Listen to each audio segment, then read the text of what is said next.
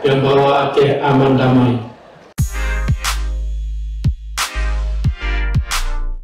Sebuah tonggak penting dalam industri karet nasional tercapai dengan beroperasinya pabrik pengolahan karet remah pertama dan satu-satunya di Provinsi Aceh.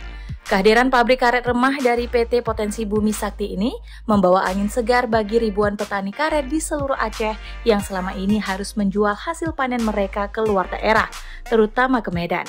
Dengan kapasitas mesin terpasang sebesar 5 ton karet kering per jam atau 10 ton karet basah per jam, pabrik yang berada di atas lahan seluas 25 hektar di Kecamatan Woila, Kabupaten Aceh Barat ini menargetkan pengolahan hingga 100 ton karet kering per hari atau sekitar 30.000 ton per tahunnya.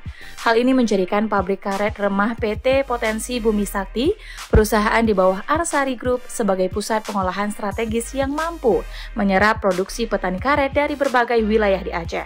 Dengan beroperasinya pabrik remah karet dari PT Potensi Bumi Sakti ini, Aceh tidak hanya menegaskan perannya sebagai salah satu sentra karet nasional, tetapi juga menunjukkan komitmen untuk membangun ekonomi daerah berbasis potensi lokal yang berkelanjutan.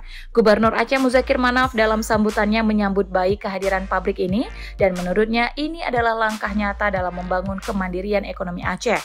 Pemerintah Aceh sangat mengapresiasi inisiatif dari sektor swasta seperti PT Potensi Bumi Sakti yang berinvestasi di sektor real dan memberdayakan petani.